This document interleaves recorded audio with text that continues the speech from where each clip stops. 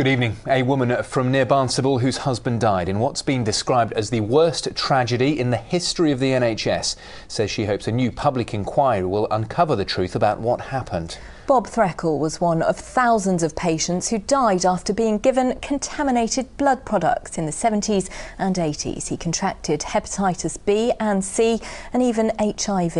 Well, for decades, his wife Sue has been calling for those responsible to be held accountable.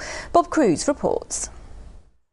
Sue Threakall from Bishop's Taunton near Barnstaple is one of thousands of people who've been waiting a long time for this inquiry to begin. She's been campaigning for justice for her husband since he died 27 years ago. We want to be vindicated. We want to be able to hold our heads up and have people say, well, actually, yes, you were right. I do hope the general public will start to listen, start to understand, start to take on board the enormity of this, because I mean, I know how bad it was, but I think it's even worse than our worst imaginings. Bob Threakall was a severe haemophiliac who, along with thousands of others, was given blood products infected with viruses, including HIV, during the 1970s and 80s. His health deteriorated and he died in 1991. There was zero chance they would escape hepatitis. 1 in 4 also got HIV, and as I said, in 1985 Bob was informed he was one of them. He was never ever told about the hepatitis C, although he knew he'd already caught Hep B from it. Following his death, our family basically fell apart. Sue's experiences were read out by her MP in Parliament last year as part of a debate which led to this inquiry. He was left untreated. He never had the chance to see his eldest son married, nor to meet his grandchildren.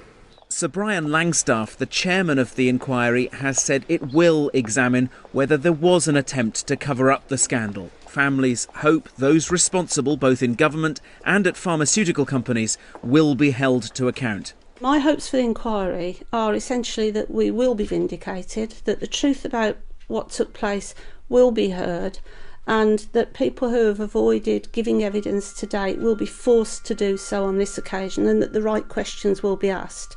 It's because it was such a dreadful, dreadful scandal that affected so many thousands of people. We can't let it drop, otherwise it might happen again. It begins with 3 days of preliminary hearings, but the inquiry is expected to take at least 2.5 years to complete. Such was the scale of this scandal.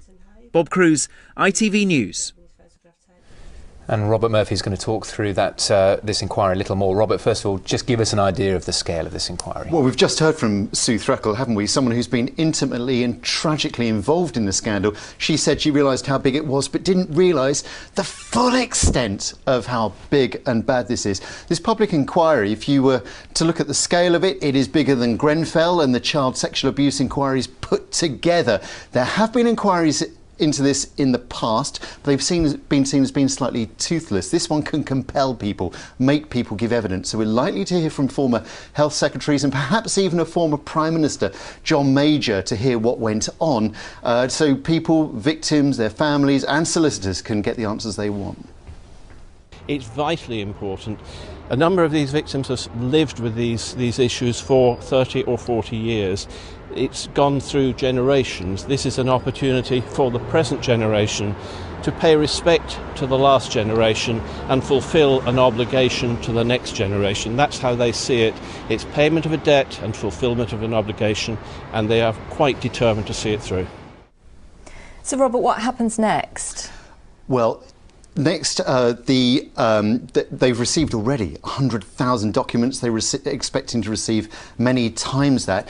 Next, they're going to receive written submissions. People will be sending in written evidence. They'll start receiving oral evidence in after Easter of next year before the inquiry continues. It's due to last 2 years. It's been described as the biggest scandal in the NHS's history, and if so, it's prompted the biggest ever investigation too. Robert Murphy, thanks for joining us in the studio this evening.